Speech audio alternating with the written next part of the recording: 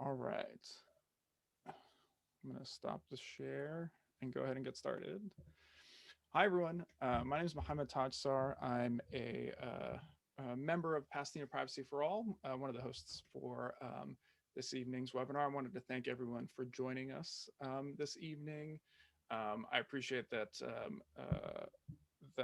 with the pandemic and everything else, choosing to spend an hour with us talking about government surveillance may not be at the top of people's lists, but it demonstrates to us that there's a lot of community interest in these and related questions. So I wanted to thank everyone for being here with us. Again, my name is Mohammed Tajsar. By day, I'm an attorney at the ACLU, but by night, I work and help organize with an organization called Pasadena Privacy for All, which is the host of this evening's event on automatic license plate readers in Pasadena and in Southern California generally. And I wanted to thank you all for joining us and for being a part of this really important conversation. So a couple housekeeping things before I turn it over to our moderator today. I'd love if folks, we have a Q&A open for folks to engage with our panelists and with our moderator today. So feel free to use that function. We'll have some opportunity towards the end of this hour-long program to have some exchanges with our panelists. And definitely encourage folks to use that functionality. I also want you all to make sure to stick around till the very end. We have some kind of important announcements for how folks, especially those that are joining us from Pasadena, but not necessarily from Pasadena, how we can really get involved in really organizing around these questions. So without any further ado, I want to turn over to my esteemed moderator and friend, Sharon Kyle, who's going to kick us off in this conversation this afternoon. So Sharon, take it away. Thank you, Mohammed. Hi, everybody. My name is Sharon Kyle, and I'm the publisher of the LA Progressive, and I'm also a member of the ACLU and a person who is deeply invested in understanding the topic that we're going to be covering tonight. We're fortunate enough to have Dave Maass, who is the Director of Investigations at the Electronic Frontier Foundation. As investigations director, Dave researches and writes about surveillance technology, government transparency, press freedoms, the US-Mexico border, and immigration enforcement, prisoner rights, and other digital rights issues. He directs the Atlas of Surveillance project, that's Atlas of Surveillance, all one word, .org, in partnership with the Reynolds School of Journalism at the University of Nevada, where he is the visiting Reynolds Professor of Media Technology.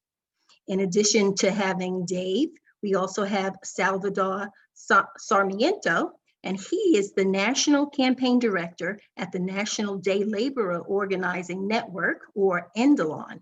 He coordinates campaigns and legislative efforts for the 50-member organization, accompanying local, state, and national efforts in defense of immigrant and workers' rights. Prior to that, Salvador served as the advocacy officer at the Robert F. Kennedy Center for Human Rights, collaborating with activists in Mexico, Haiti, the Dominican Republic, and US Gulf Coast. So I'm going to begin by asking a few questions about this issue. Police departments and city governments are sharing data gathered through automatic license plate readers, and they're gathering this data in a manner that is very likely to be in violation of the law, and they are not telling the public. Right before we went live, I just did a quick Google search because I wanted to find out how much the public knows or is being told about this. I did a Google search using LA Times in quotes and also LA automatic license plate reader in quotes, and I got 1,800 returns on that Google search. Then I did another Google search, same way, but this time I did LA Times in quotes and I did self-driving car accident in quotes, and I received 18,000 returns. So that just kind of is just a quick analysis of how much data is being provided to the public for information that's collected from the public. So I'm going to start with you, Dave. Dave, can you tell us a little bit more about these automatic license plate readers, what they are? Sure. Well, I did make some slides to show if that would be helpful. I can do that. That would be so cool. Excellent. Okay, so I've got a short version and I got a little bit longer version, but I'm going to spare you the super long version. So in short, license plate readers are essentially cameras, and they're cameras that are pointed toward the road and traffic. They can be on trailers, they can be on towers like, street lights and things like that, or they can be on police vehicles. I'm going to actually go into a little bit more depth about this. So what do license plate readers collect? Well, they take a picture of the vehicle, they grab the license plate itself and turn it into letters and numbers that a computer can read. They might gather information like the color of the vehicle, the make, the model of the vehicle, and then they attach the time and date and GPS coordinates, and then uploads that to a searchable database. Some systems might even gather information on your bumper stickers, or you may even make note that your car has scratches or damage to the paint. So I'm going to take you through the various kinds of license plate readers that we know about with police. So one thing that police might use are called fixed ALPR or stationary ALPR. And that means that these license plate readers are mounted on traffic lights, or maybe on a freeway overpass, maybe on a telephone pole. They're going to look very similar in some ways to normal surveillance cameras, but oftentimes, they might be in a weirder shape too. But basically, these are capturing the license plates of every vehicle that passes by that camera. Now, we also have patrol-mounted ALPR. This might be, we also hear this described as mobile ALPR.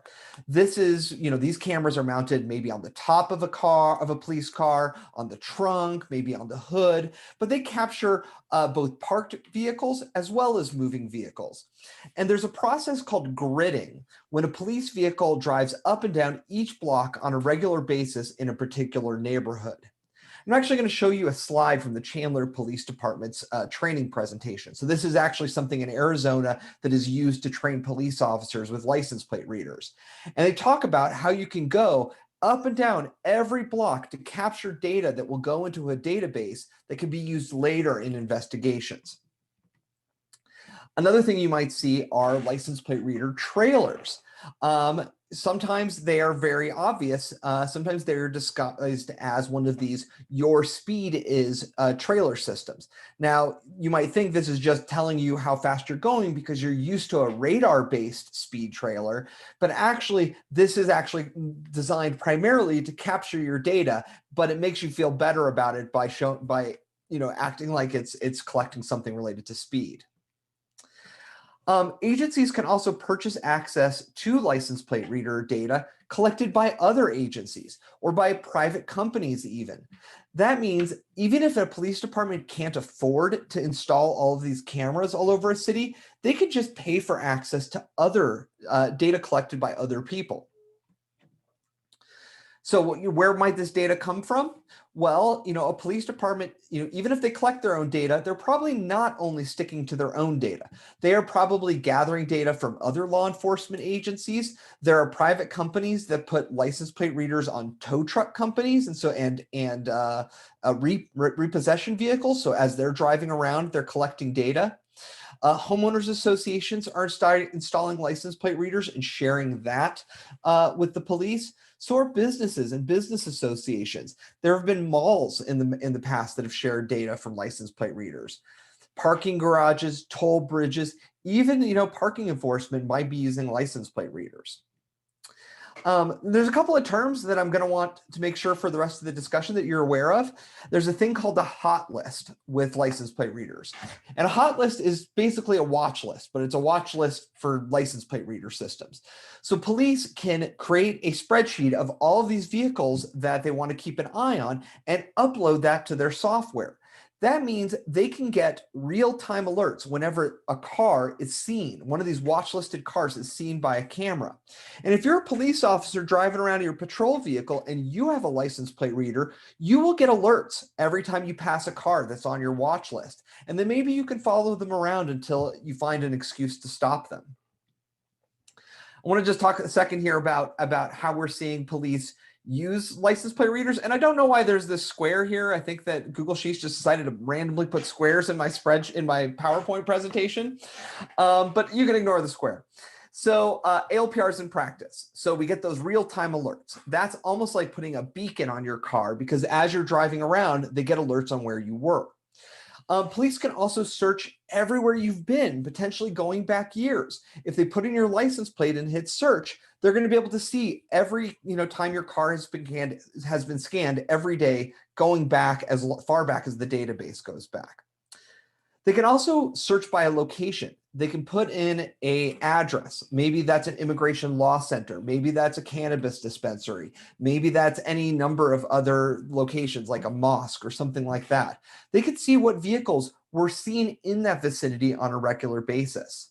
They can also build out a network of people. If they have your car, they can ask the software to tell them what cars were seen near your car on a regular basis. And if you imagine you park at your house every night, so does your partner, they're able to determine that just based off the software.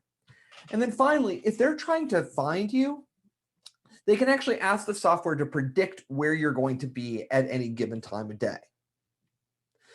So there are a couple common vendors in California. One is called Vigilant Solutions. It is now a subsidiary of Motorola Solutions.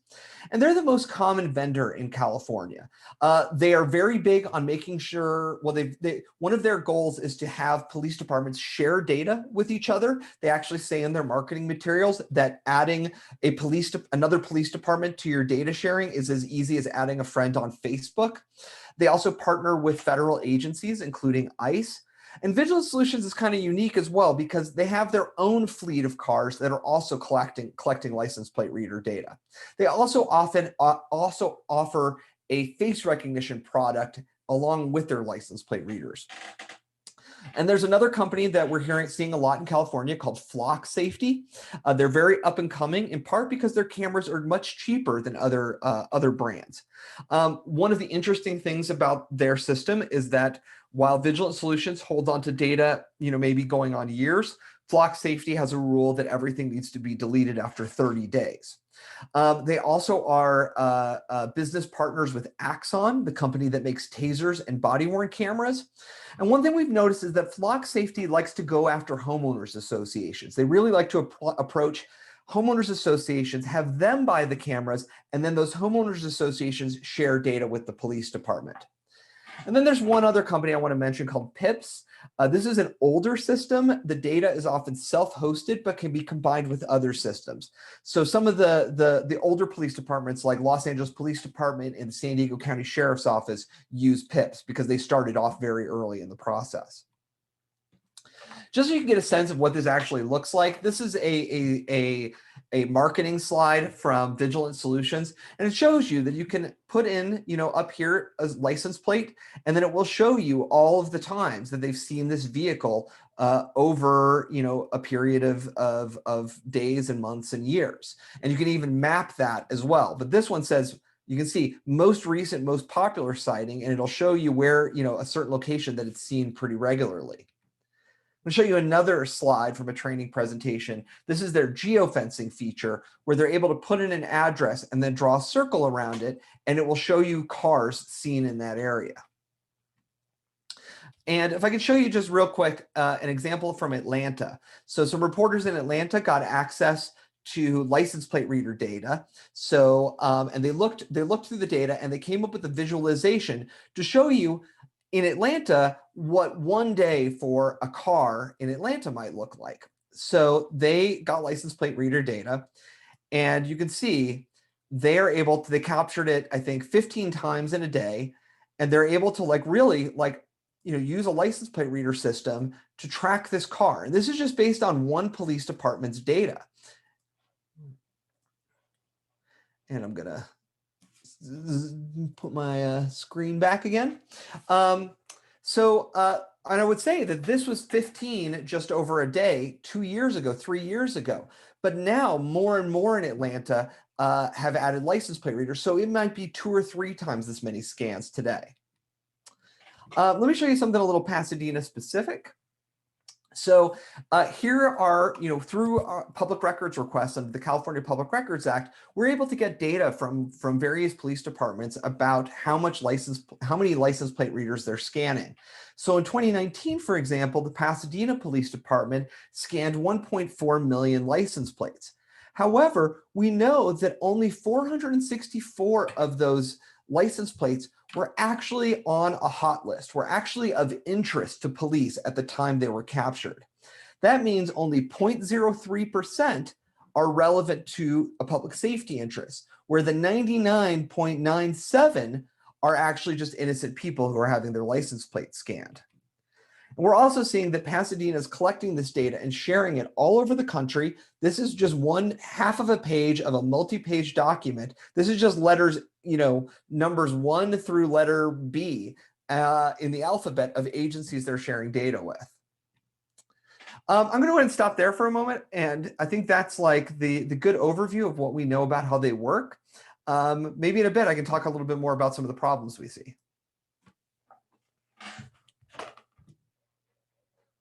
Sorry, Sharon, you're muted.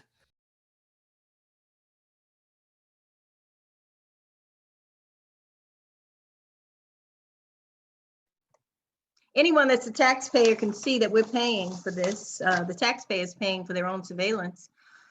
There are those who might say, well, the police, they have a good reason to keep an eye. There's so many bad guys out there. Why do we care? If you're abiding by the law, nothing wrong with that. What's your argument, Dave? Okay, well, I'm just going to jump into sharing my screen again, because I get this question so much that I've written it down. So let me talk to you about some common problems with license plate readers. So first of all, license plate readers are what we would call a mass surveillance technology. They collect information on you regardless of whether you're suspected of being attached to a crime, which to me is a very un-American concept. This idea of being innocent to proven guilty, the government leaving you alone unless you do something wrong, this is totally the opposite of that. Now, these systems are just computers, and they are trying to recognize things in the field. They get things wrong on the regular. We have had multiple occasions in California where people have had, have been pulled over because a license plate reader has made a mistake and had a very traumatic interaction with the police as a result of it. And this is happening all over the country where people are being pulled into the system. We've seen that there could be, license plate readers can result in disproportionate or unequal policing of neighborhoods. Imagine that gridding I was showing you earlier. Do you think they're doing gridding throughout the entire city of Pasadena, or do you think they're focusing on certain neighborhoods in Pasadena?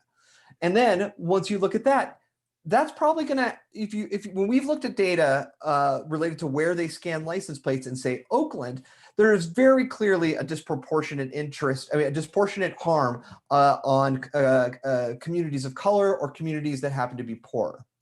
Now, there are people who may, knowing that their movements are being tracked, are going to avoid, expressing themselves, and that might be, being afraid to organize, afraid to go to a church or a synagogue or a mosque.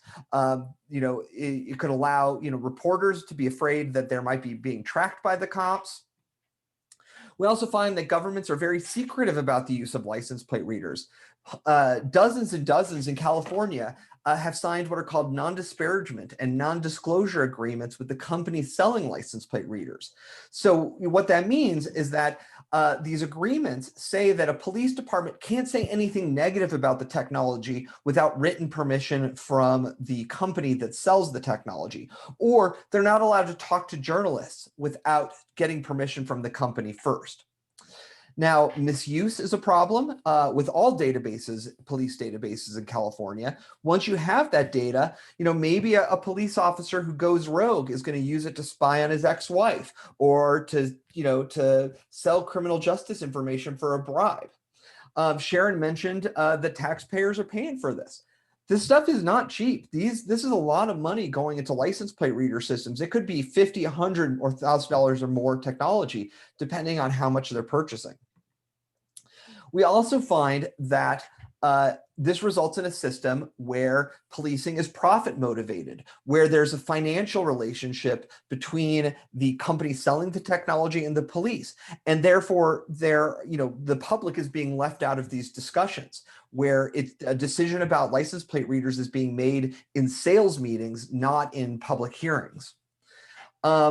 There's also been a lot of breaches of license plate readers where data from license plate readers has made it onto the web. I'll stop there. There's my answer to your question, Sharon. Wow, wow. So then I probably shouldn't feel too comfortable, especially being a person of color. I should be concerned. We should all be concerned.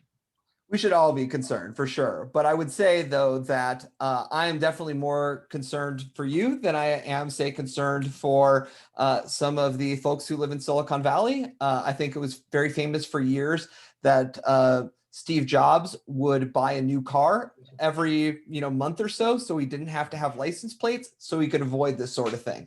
And Sharon, I don't know much about you, but I'm pretty sure you can't afford a new car every month. Right, that's for sure. Well, thank you so much, so much, Dave. We'll get back to you in the Q&A portion. Now we're going to move on to Salvador. So Salvador Sarmiento, who is with the National Campaign. He's the National Campaign Director of the National Day Labor Organizing Network. Salvador, what have we learned from, particularly there was a new article that went out in the LA Times, and it talks a lot about what we've just been discussing. And I just pointed out how it's not very frequent that we get information from the LA Times. But what did we learn recently from that LA Times article? Thank you, Sharon, and thank you for the invitation from everybody at the Privacy for All Coalition in Pasadena. This issue and what's in that article, that expose from the LA Times about these automated data collecting little machines, little devices, it's very much something that isn't just about Pasadena, right? In a sense, what was exposed in that article, what was detailed in the article is an issue facing all of us across California and honestly across the United States. What the Los Angeles Times article from December really spoke about was, and the things it talks about really, it's similar to what happened in Long Beach. It's similar to what's happening in Chula Vista and across the state of California. Basically, last fall around September, the city of Pasadena was buying these devices, the ALPR devices, and repeatedly committed that these devices would not be used to share information with federal agencies, with rogue agencies that we're all familiar with, that have been abusing people across the country, that have been running the migrant prison camps, that have been letting people die in these migrant concentration camps, that have been separating families, etc. After repeatedly telling Pasadena residents that these devices would not be used to share information with ICE, for instance, it became clear, and this expose from the LA Times shows, that the city of Pasadena is in fact sharing information with ICE. And it's what's in the article. If folks haven't read it, it's worth a Google. Look up, LA Times, the LA Times piece, and we could send it out over email and whatnot. But it's a little bit silly what what the police department responded in Pasadena, saying they did not realize that the Homeland Security investigations was a part of ICE, right? Which is also a part of the Department of Homeland Security.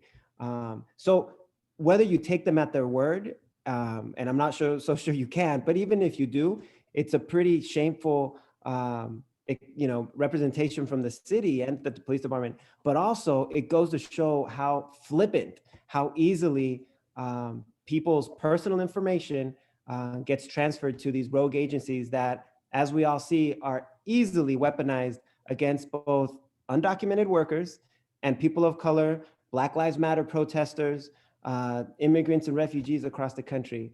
And so that is just kind of a quick thing that was exposed in that article, that the city of Pasadena didn't realize they were sharing information with ICE. If that's true, they didn't realize it, well, it goes to show how absurd this program is. And if it is true, all the more the absurdity that they don't even know who they're sharing information with at this point. The other thing that's exposed, and this is just from December, so it's been, about 6 weeks since then, that the city is clearly still sharing information with CBP, with Customs and Border Protection, and also with the California Joint Regional Intelligence Center, which is actually a project of information sharing that the Department of Homeland Security has access to, right? So basically what the expose says is that the city of Pasadena continues to share information with these agencies, with the federal government, with CBP, with ICE, and with a whole bunch of a litany of additional law enforcement agencies across the country, in addition to ICE and CBP. And that slide that Dave shared he mentioned it was the first page of many pages of law enforcement agencies across the country. I mean, when you read the list, you could find, some known characters, a sheriff of Tarrant County in Texas, who's basically like the new Sheriff Joe Arpaio, promoting Trumpism and deportations and using his sheriff's department. That these are the local agencies, jurisdictions, sheriffs that the city of Pasadena and other cities across California with these programs are sharing residents information with, right? And so just for starters, to inject this into the conversation, we know that these information sharing programs are problematic, in many cases unconstitutional. What the Los Angeles Times expose reminded us and basically confirmed for everybody here is that the city of Pasadena and its police department are continuing to share this information with these rogue federal agencies and dozens and dozens of other law enforcement agencies across the country.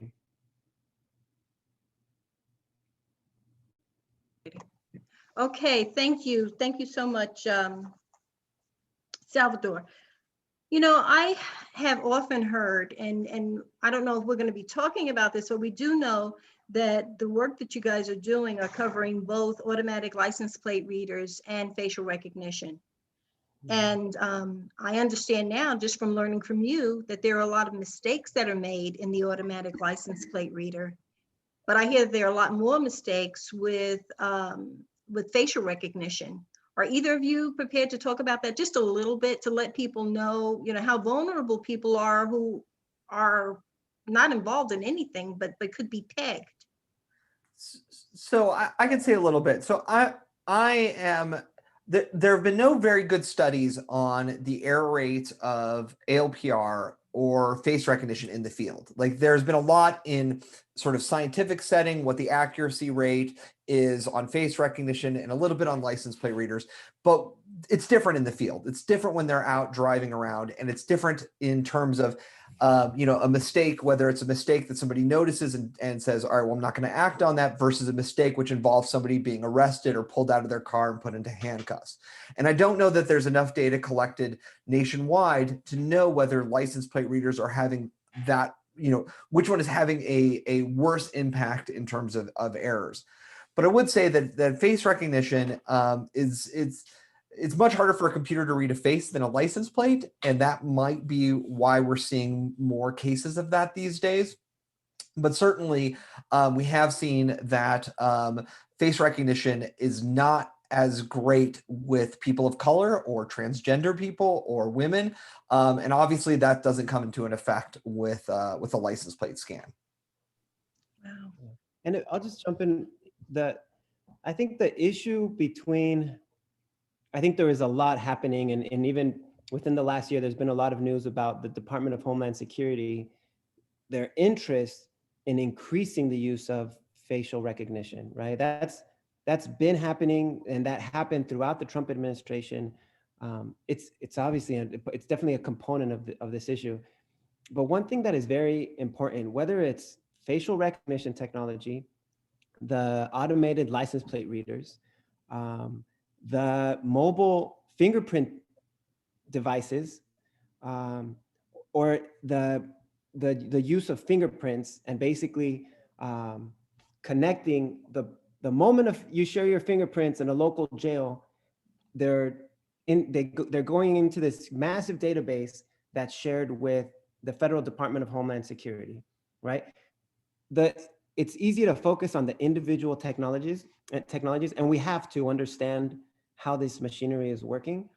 But the fact is that we need to understand that it's not about technology A or technology B or C or D, because this is like, we always call the ICE police machinery, like it's like an octopus, right? And all its programs with which they tap into local and state resources to basically mine local and state resources, local jails, local criminal systems, to mine people, to identify people, to find them, and to identify them, and to take custody of them.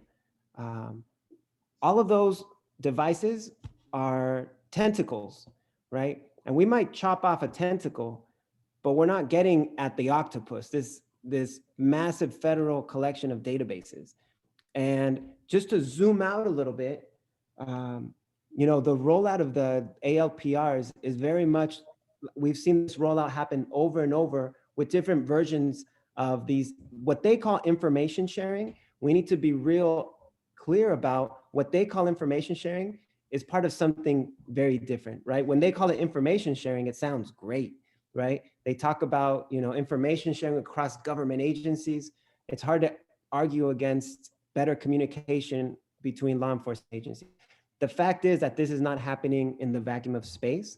This is happening in a context where law enforcement agencies have been directed under a strategy of attrition against communities of color across the country. And that is so important that we understand, and particularly for Endalon, we work for day laborers and undocumented workers across the country.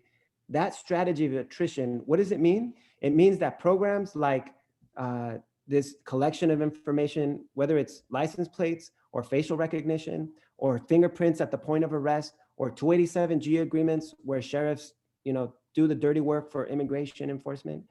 All of these programs have one objective, that is to instill fear in our communities, and that is to make immigrant people's lives miserable. And it's impossible to separate this technology for supposed information sharing from the context of these federal agencies being conflated with a strategy that, to be very clear, it's a strategy that's designed and promoted by white nationalist hate groups. And just one very recent update, if folks saw, there was a very good NPR piece that came out in the last 2 or 3 days, specifically about one particular hate group that folks are familiar with, FAIR, F-A-I-R, FAIR, that obviously, and this is not controversial at this point, there's been major collusion and conflation between these hate groups and these federal agencies, which includes ICE, it can include CBP, and it includes the Department of Homeland Security. That is not controversial. We all know this is true. And so that is the context in which cities like Pasadena, like Chula Vista, and according to a report from the state of California, also the city of Los Angeles, also the county of Marin, also the Sacramento and Fresno PD are all guilty of sharing information with the Department of Homeland Security. This is clearly an issue in Pasadena, but this is why these cities like Pasadena, like Chula Vista, can make no excuses about participating in these programs. And we need to capture this moment that we have after these exposés in December to make sure not only that these cities aren't feeding this machinery, also to stand up against the use of these machines across the state. When I said that our tax dollars are paying for this, I made light of it. But just having this discussion with you two brings to mind the role that the FBI played in COINTELPRO and how our tax dollars paid for that. We have a country that historically has used its law enforcement agencies to prey on the powerless, people of color. And so I think that we really need to take this very, very seriously. Now, we have Mohammed here, and Mohammed, I kind of wanted to talk about reasonable expectation of privacy. and what the Pasadena Privacy for All organization, what is it about? Yeah, thanks, Sharon. So so Pasadena Privacy for All is a coalition of local organizations and activists locally in Pasadena that are trying to organize around all of these questions that Salvador and Dave and you, Sharon, have been talking about, which is what's going on in our local neighborhoods vis-a-vis the local police department and the city. How are they using and deploying technology? How is it that use and deployment of technology may or may not be a problem for residents and commuters within the city, and what can we do about it? And so it's in fact through the hard work of some of our colleagues within the organization that this story that Salvador mentions was unearthed and resulted in the LA Times article. So it's our public records requests that ended up finding out all the massive amounts of data sharing that Dave sort of revealed in his PowerPoint presentation. And so it's an example of the kind of like community kind of collective that can be effective in investigating the sort of data sharing and sort of tracking mechanisms that exist in local neighborhoods across, across California. And it's not just us in Pasadena. There are loads of these folks, loads of us in a bunch of other places, within the city of LA. I'll talk about them in my outro. But we're an example in Pasadena. There are folks doing this in Long Beach. There are folks doing this in Chula Vista, Salvador mentioned, all up and down the state. So when I started speaking, I talked about the LA Times and the 1,800 returns that came back when I did the Google search for automatic license plate readers.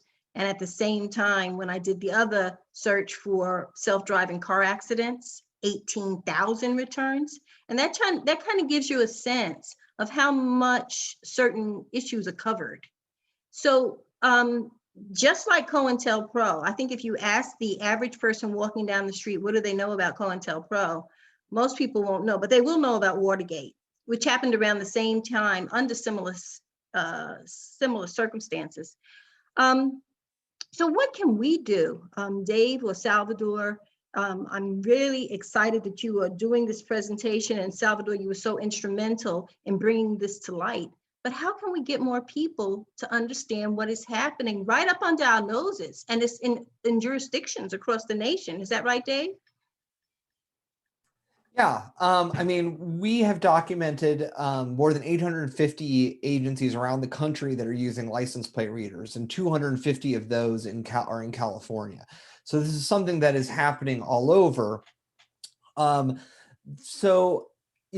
of the things about California law is that there is a law that regulates license plate readers in California. It's not a very strong law. And in fact, when the state auditor looked into agencies, they found that all 4 agencies that they looked at, all 4 were in violation of the law because they weren't following the rules about having a strong policy that protects civil liberties and privacy, and then a whole bunch of other elements that they were ignoring. So I think one thing is to get involved at the city level, because anytime these purchases often come up before city council. The law actually does require that an agency have a public hearing before city council before acquiring license plate readers. Unfortunately, in Pasadena, they've already acquired them, so they don't necessarily have to have a hearing on a regular basis. There is going to be legislation in Sacramento this year about license plate readers. It's currently in the process of being amended and adjusted, and we'll see where it shakes out on the other side of the negotiation process. But certainly, as that bill, which is SB 210, moves along, certainly getting involved to make sure that that is the strongest bill it possibly can be, that can protect our rights as much as possible, and no carve-outs and anything like that. That would be ideal. Salvador, did you want to hop on this issue?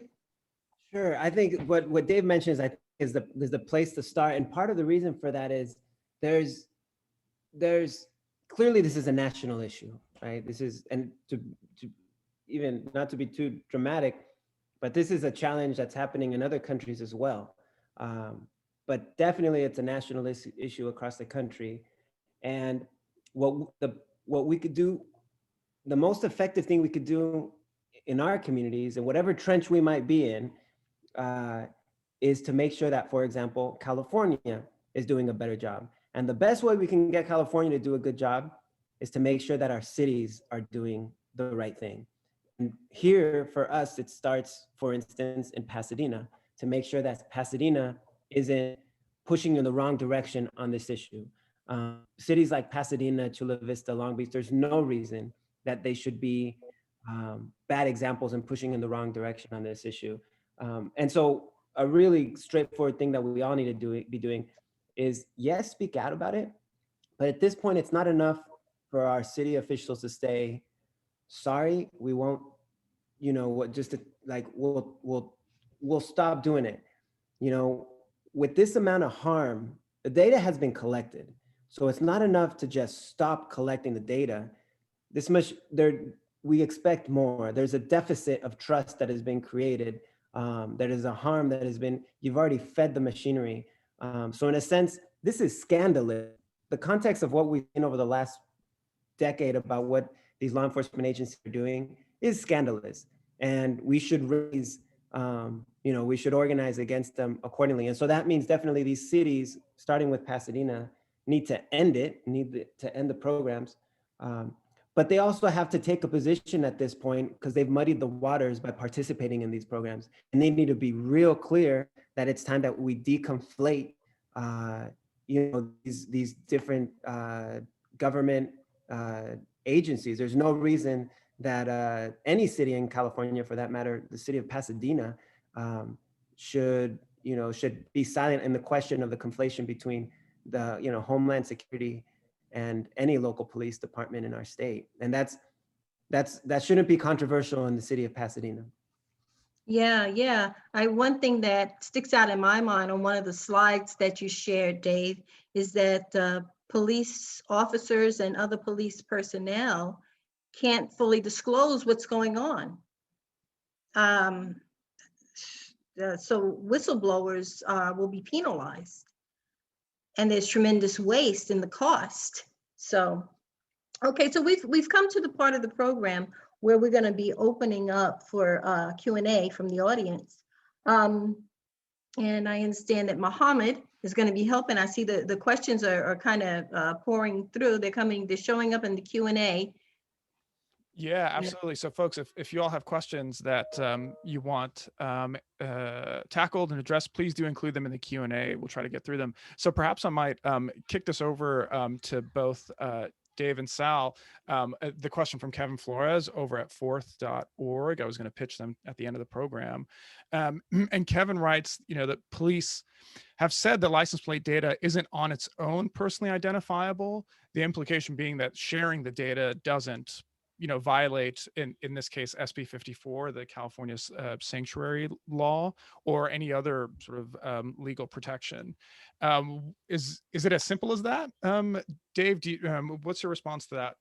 So a couple of things. So this line that license plate data is on its own, isn't personally identifiable, is like quite literally a talking point that I was looking at earlier from Vigilant Solutions. Like, this is not language that is coming from the city itself or from policymakers. This is like pre-written stuff handed to them from vendors. What I would say is that if I can put in your home address and or if I can put in a car vehicle and I can see where it's parked every night and it's parked outside your house every night, that's pretty identifiable. And they might say, oh, well, no, there are multiple people who could be living at your house. And be like, well, if I see that your car is parked at your place of work and parked at your house every night, then I know it's you. Like, these things are important to us. Our travel patterns are unique to us. But I would say that if you look at the auditor's report and if you look at the guidance from the California Attorney General, it's pretty clear that these computer systems are covered by SB 54. Okay. Mohammed, do you want to ask another question, or should I just jump in? Yeah, perhaps I might sort of jump in with another question. Sure. Which is that, so Dave and Sal, like, how can folks kind of find out about their own personal information vis-a-vis the kinds of technologies that you all have described, whether it's license plate readers or otherwise? What is there a way for individuals to actually find out if they've been ensnared in these systems that you both are talking about? I only know of one jurisdiction in California where you can do that, and that's the city of Berkeley. So the city of Berkeley, you can go in and you can ask for a copy of your license plate scans. But other than that, I don't think it's necessarily that easy to get. You might be able to try through a Public Records Act request, but honestly, that's probably going to be unlikely to get it. So this is a big sort of black box, and there is I've not seen a single police department that gives you a very good process other than Berkeley to see your own data. But I don't know of a single police department in California that has actually said why they put people on a watch list, how you can find out if you're on a watch list, and how you can get off of the watch list. Like that just does not exist in police department policies. Okay, I'd like to ask a question. Dave, you showed us a screenshot, and it was a live screenshot of a car in Atlanta. And you said that a journalist had gotten that data. Well, we all know the data is hacked all the time. Shouldn't we all be concerned that anyone could gain access to this information? Yeah. And I should back up a little bit that the city of Oakland also, through a Public Records Act request, gave journalists and us raw license plate reader data with everybody's plates in it. I'm not sure they're doing that anymore in response to Public Records Act request. But what had happened in Georgia is that is exactly what happened. They put in a public records request and they got it back. So yes, there was a CBP, Customs and Border Protection's own vendor of license plate readers was hacked, and that information was dumped online. We, a few years back, did an investigation and found that because all of these cameras are connected to the internet, there were a lot of police departments that were not even attaching like a password protection to these cameras. And so you could just go on the internet and bring up a URL in your browser, and you have all of the controls for the camera right there. And you could see all the data coming in, and you could grab the data if you wanted. And at least one of those, or several of those cameras were on the University of Southern California campus. Wow. Okay, so someone wants to know, says, as with all metadata, on its own, it's not specific. However, when shared with other systems, it can be enhanced. What are the kinds of other systems that can weaponize this data? To either of you? I feel like I've been talking a lot, so I'm going to give Salvador a chance. I'm not sure I understand that question. Okay, so we'll let Dave answer, but before you answer that question, let me give one that I'm pretty sure that Salvador can answer. And it says, is there any way we can opt out of having having this automatic license plate reader tracking your own device, your own car, or your own license? Thank you, Sharon. We don't think so. And I think part of the issue is that this is very much a blanket surveillance program. And it's very, in that sense, it's very similar again to the rollout of secure communities of the, fingerprints at the point of arrest for everybody. And they would justify it or rationalize it, saying that, don't worry about it. We're collecting everybody's info, but then we're just going after the bad ones. Who are the bad ones? Well, you don't get to decide. They get to decide. Who's they? Well, in this case, it's ICE or CBP or the FBI or, the people that Trump put into the Justice Department, who the hell knows? Or, one of 200 local law enforcement agencies, in any other jurisdiction. So no, you really can't opt out. But what you can do is that cities, similarly to secure communities, the deportation program years ago, cities can opt out. It's a completely voluntary program. There's no reason that they need to be messing with this. And they might muddy the water to say, we need to do this because of this and that. But ultimately, it's a completely voluntary program. The city of Pasadena is involved in this because they put the city of Pasadena in this mess. And so it is important that we, if folks can investigate their own information for the purpose of helping make the case to shut down the program, we think that's important. But ultimately, the point is that the city needs to opt out, not each of us individually. Great. Okay, Dave, can you talk to us a little bit about other systems used in conjunction with this Sure. metadata. Mhm. Sure. So I am actually going to show another slide here. So this one is a slide from somebody else's presentation. This is from a sales presentation from IBM at a police conference, talking about their vision of what the surveillance miracle is of their product. So it starts with this train robbery, and it starts at the beginning with there's a robbery on a train, and citizens are taking pictures of it with their smartphone. Now, theoretically, in this situation, police are mining social media, looking for things like this. Once they get it, once they see that there's a robbery happening, they sent out an all points bulletin, a computer-aided dispatch system to let officers know. Number 3, they suddenly have fixed surveillance cameras that are being reviewed by police officers.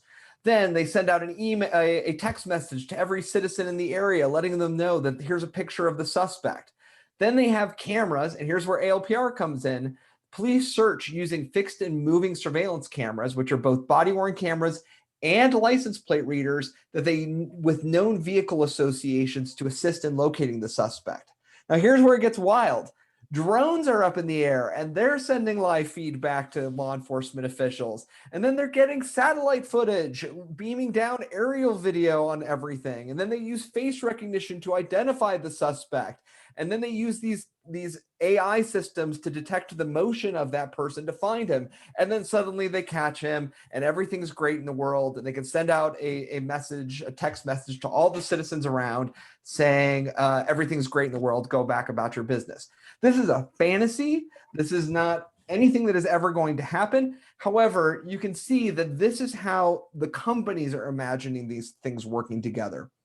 We're seeing license plate readers on drones. Seeing, that's a product that's being sold in the world. Why? I don't know. They're just doing it because this is driven by a commercial, marketplace, as opposed to really what the communities want. Right. So Mohammed, I want you to come back in here now, because I think we're running out of time, and you need to wrap up. Am I right? Or do we have, I think you're muted. Yeah, I might wrap up in a little bit, actually. Perhaps I can take this one last question. There certainly are a number of us with legal education on it, but I did want to. Wait, before you answer that question, because I wanted to kind of frame that question. The question that you're talking about is in plain view and reasonable expectation of privacy. Yeah, and please. So I wanted to say that those two things are connected, and I wanted you to expand upon it. But I know me personally, I would have a reasonable expectation of privacy if I'm in my own home doing my own thing and I have the blinds drawn. But if I open up the blinds and I can see people outside my window and they can see me, I could do some stuff in here. I no longer have a reasonable expectation of privacy, because I know that what I'm doing, everybody else can clearly see. But I think I still have a reasonable expectation of privacy when I'm driving around town. If I had some weird person following me everywhere I went, I would feel like, they're not entitled to invade upon me in that way. So if you can just address it from that perspective. Yeah, totally. Thank you, Sharon. There's that phrase, the reasonable expectation of privacy phrase, and the plain view phase actually comes from doctrine developed by the courts to apply the Fourth Amendment to various policing technologies. The question is, well, based on this plain view argument, Sharon, if you roll up the blinds and anybody can see inside your window to your house, you can no longer say that,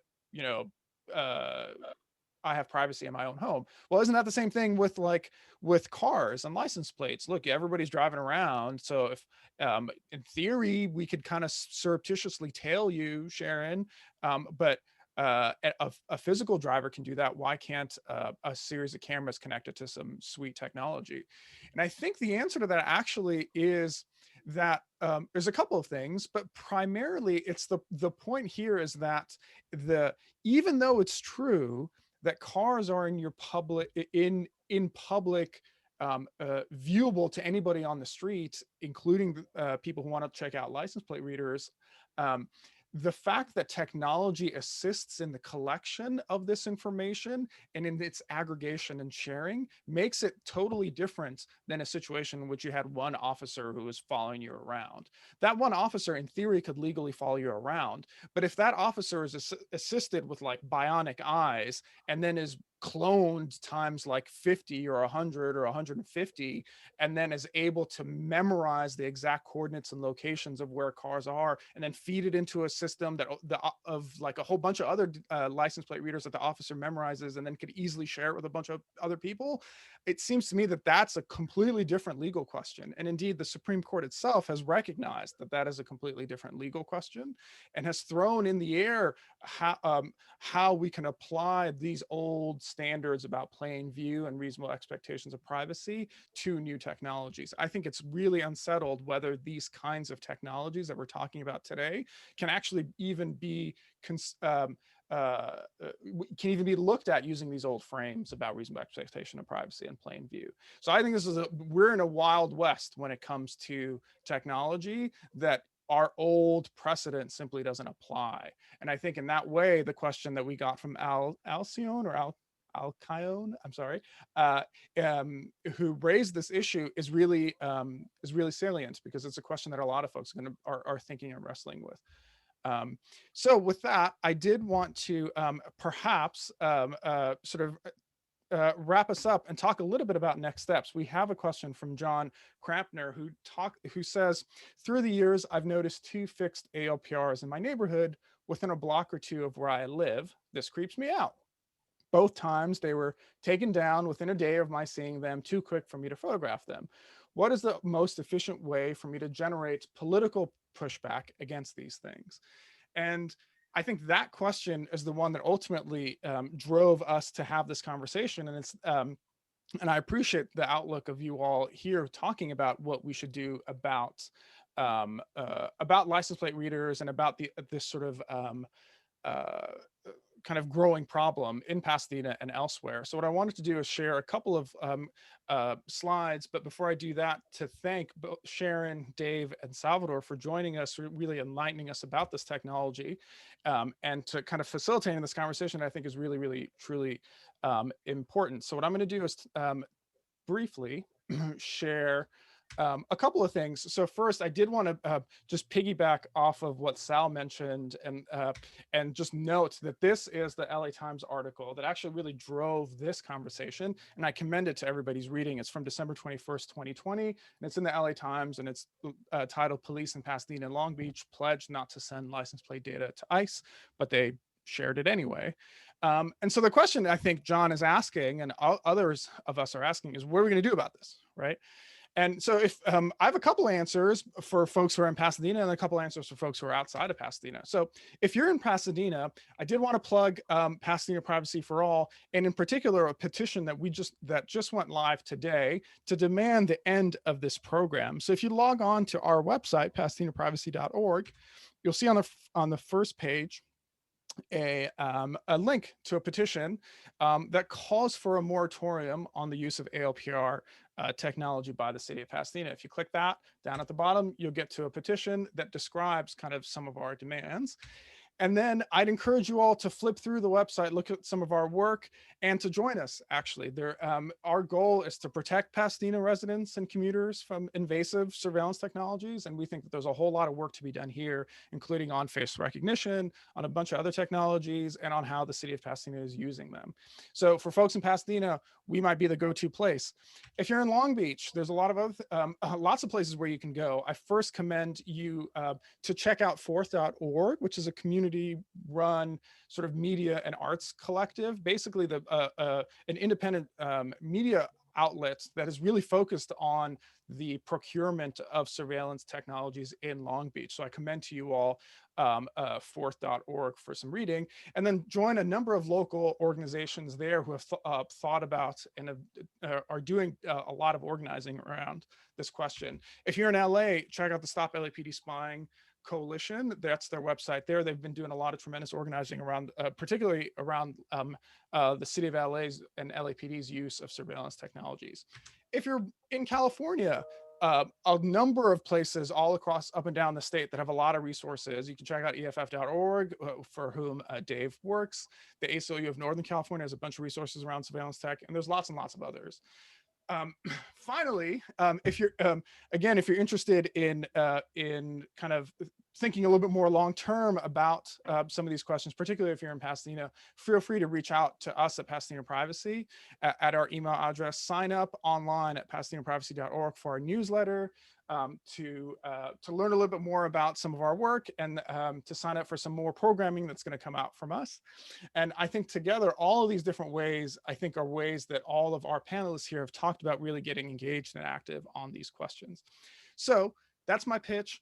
I encourage you all to start to dig into these questions, start to read up more about some of these technologies, and if you're in Pasadena, to join us and to kind of go from there. So Sharon, I'm going to kick it back out to you to kind of close us out. Great. Thank you so much, Mohammed. I just wanted to say that all of that information that you just shared, Mohammed, about all of those different organizations, it might be possible for you to take that PowerPoint slide presentation, send it to the 20 or 30 people that are here. Send it to them, because it went through kind of fast. And I know having a website, sometimes it's kind of hard to find those things again. So thank you so much, everyone, Absolutely. for being here. And look for stories also in the LA Progressive. So if you want to share your stories with the LA Progressive, we want to publish them. Thanks. Fantastic. Awesome. Thank you, everyone. Thank you for joining us. As with our other programming, we're going to throw this recording up on YouTube. And thank you again for choosing to share a part of your night with us. Thank you, Sal. Thank you, Dave. Thanks, Sharon. And we'll talk to you all very soon. Bye-bye. Bye now.